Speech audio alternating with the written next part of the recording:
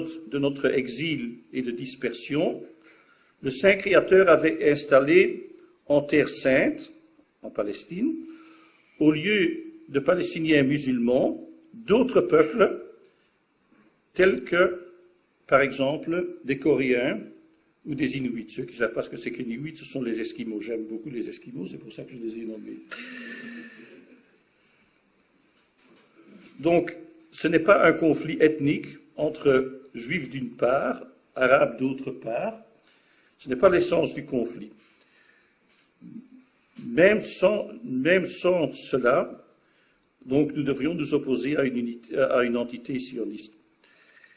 Parce que la Torah nous interdit formellement, pendant toute cette période d'exil et de dispersion dans laquelle nous nous trouvons par la volonté divine, interdit formellement tout autant un pouvoir politique religieux, même régi par les règles de notre Torah, que l'actuel pouvoir de Kofrim, de renégats, c'est-à-dire l'alliance qui est au pouvoir dans l'entité sioniste, de sionistes anti-religieux et de falsificateurs religieux.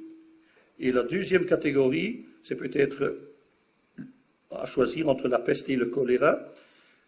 Ce sont peut-être les plus graves, ils sont grassement payés par les anti-religieux, et le blasphème est malheureusement très grand. Malheureusement, très malheureusement, le Satan a réussi à tromper et conditionner un très grand nombre de Juifs par la propagande sioniste. Vous imaginez que la souffrance des Juifs pendant les événements de la Deuxième Guerre mondiale ont été exploités, et quand on fait une propagande constante envers des gens, leur dire qu'ils sont soi-disant des êtres supérieurs, cela ne peut, non-stop, cela ne peut pas avoir, malheureusement, ne peut pas rester sans retombées négatives que nous connaissons. Mais à quoi sont intéressés les Juifs non contaminés par le sionisme, et ce dans la phase actuelle que nous croyons être celle de souffrance, de douleur qui annonce l'avènement du Messie? C'est bien sûr que cesse au plus tôt la domination de la Terre Sainte par les sionistes. Pourquoi? Parce que nous croyons, nous sommes convaincus que le sionisme est l'obstacle principal qui empêche la venue du Messie. Ce Messie qui doit venir, il est annoncé par nos prophètes, et qui est attendu non seulement pour les Juifs, mais pour la rédemption de toute l'humanité. Autre question, à qui doit appartenir la Palestine? Pour les bien-pensants, pour les gens honnêtes, bien sûr aux Palestiniens, qui en grande majorité sont musulmans. Il y a aussi des Palestiniens juifs, il y a aussi des Palestiniens chrétiens. En grande majorité, ils sont musulmans.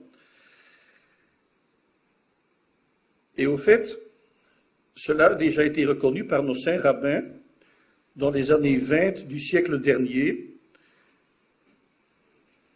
Il vaut la peine de nommer ici le juste juif hollandais Jacob Israël de Haan, qui a été assassiné en 1924, qui, au nom du grand rabbin de Jérusalem, avait composé une délégation auprès des rois arabes de l'époque pour dire que, quoi que n'advienne, nous voulons rester avec vous. Et le rabbin Jacob Israël de Haan, non plus comme moi, il n'avait non plus pas officiellement le titre de rabbin. Il s'apprêtait à partir pour une conférence à Londres, qui était donc la puissance mandataire sur la Palestine à ce moment-là. Et peu avant son départ, il a été lâchement assassiné. Et c'est seulement 50 ans après que l'identité des assassins, des meurtriers, a été dévoilée. Mais cela se met une grande terreur dans les rangs des Juifs. Et cela nous a jetés bien en arrière. Et donc, ce fait donc que ce qui semble pour nous l'évidence même, et qui malheureusement ne l'est pas pour autrui, donc que la Palestine doit appartenir aux habitants du pays, aux musulmans en grande majorité. Cela a même été à l'époque reconnu par un rabbin allemand qui était jeune à l'époque, en 1934, dans un écrit intitulé « Retour au judaïsme ». Et lui, déjà, à l'époque, il avait proposé, il dit, si les Juifs honnêtes qui sont en Palestine, qui sont déjà ici bien avant la venue, bien avant la migration sioniste, si nous voulons subsister, nous n'avons qu'un intérêt, c'est de nous allier, d'avoir une alliance amicale avec l'islam. Et c'est intéressant que ce penseur, le rabbin Simon Schwab, a bien prononcé à l'époque, bien insisté que l'alliance est avec l'islam. Parce que après, on a une tradition, on a une certaine tradition de vouloir s'allier entre juifs et arabes, mais ça fait ethnique et ce n'est pas juste. C'est avec l'islam qu'il faut s'unir. Pour rappel, les rabbins de tous les siècles précédents ont toujours accepté de bon gré la soumission à la domination ottomane en Palestine, et l'autorité ottomane nous a donné l'autonomie comme on l'avait dans n'importe quel système musulman. Nous avons joui d'une liberté pour nous, et sur cette base, il y avait une bonne entente. Et effectivement, selon les règles, nos règles de nos religions, les règles du Talmud, en période d'exil et de dispersion, les Juifs n'ont aucun intérêt à dominer la Terre sainte, et d'ailleurs non plus pas dans d'autres parties du monde.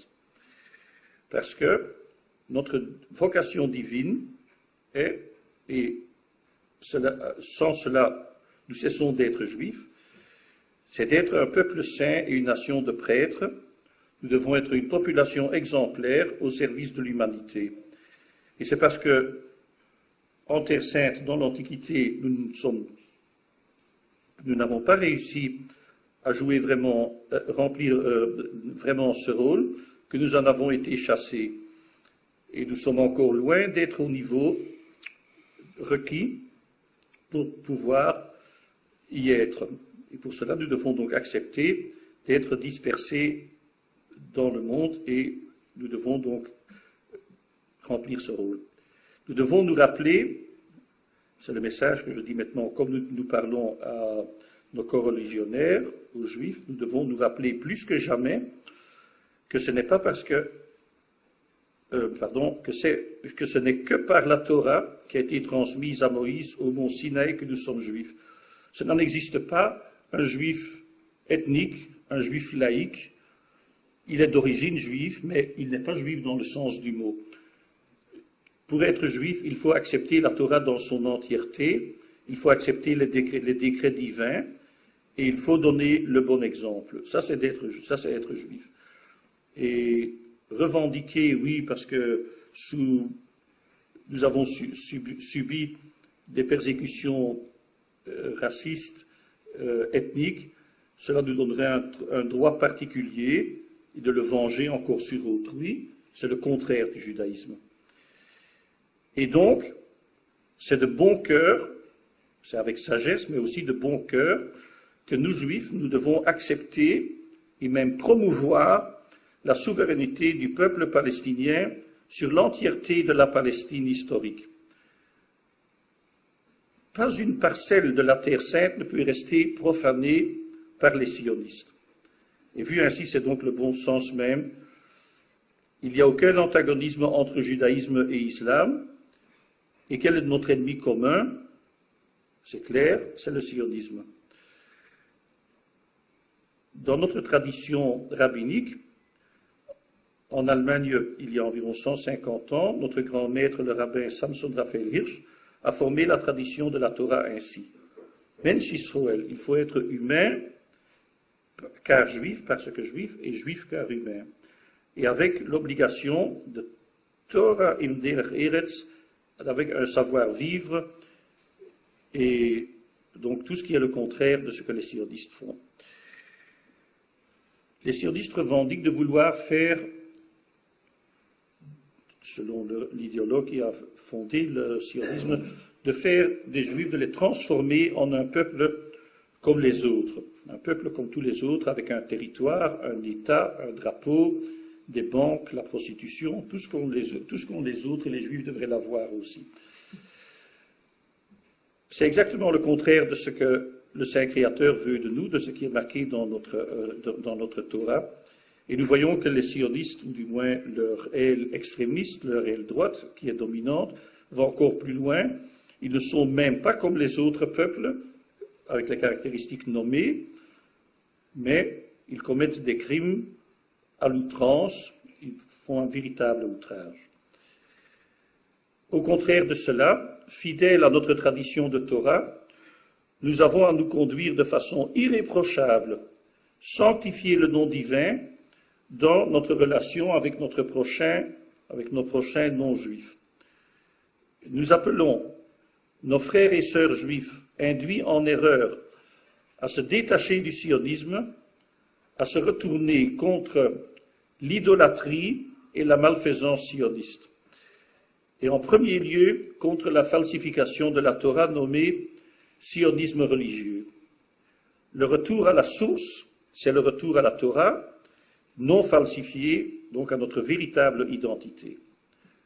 Nous devons compatir avec les victimes non juives du sionisme, parce qu'il y a aussi les victimes juives du sionisme, mais les victimes non juives du sionisme, et pour ne pas rester dans un langage ésotérique, pour nommer les faits par leur nom, nous devons soutenir la résistance islamique palestinienne. Et cela contrairement au gouvernement arabe qui laisse souffrir Gaza et craignent la révolution islamique dans leur propre pays. La compassion et la bienfaisance sont des traits indélébiles des enfants d'Abraham et de toute âme juive qui a été présente au mont Sinaï lors du don de la Torah. Et l'Amalek, le Haman sioniste, est tout le contraire de cela. Notre proposition d'alliance stratégique, amicale, entre judaïsme et islam, contre le sionisme, resterait incomplète sans faire l'éloge, sans exprimer notre soutien à la République islamique d'Iran, le fruit de la révolution islamique de 1979.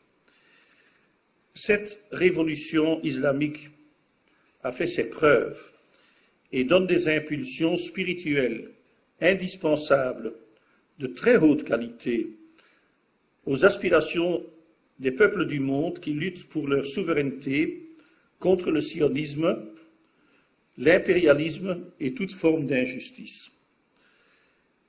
Et c'est dans ce sens et dans ce contexte que nous formulons cet appel à initier et à développer l'indispensable alliance amicale entre judaïsme et islam, entre juifs et musulmans. Je voudrais encore insister ici sur le petit mot stratégique. Ce n'est pas une tactique, ce n'est pas à cause des graves problèmes qu'il y a dans le monde actuel, qui ont été nommés en partie dans cette déclaration. C'est stratégique. Il faut voir avec un long but spirituel.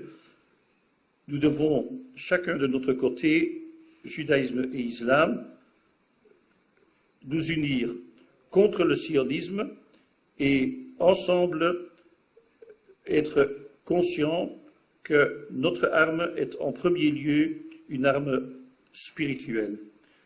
Au conflit du Moyen-Orient et d'autres graves conflits dans le monde, il n'existe en réalité pas de véritable solution purement humaine, militaire, diplomatique, quelle qu'elle soit, mais la solution est spirituelle. Et ce sont ceux qui cherchent la proximité du Saint Créateur, béni soit son nom, qui doivent se mettre ensemble. Je termine par le souhait, par la bénédiction, que le Saint Créateur veuille bénir et protéger ceux qui œuvrent pour accomplir sa volonté, pour réaliser la droiture, la justice et l'harmonie fraternelle de l'humanité dans la reconnaissance et l'adoration du Dieu un. Je vous remercie. Merci.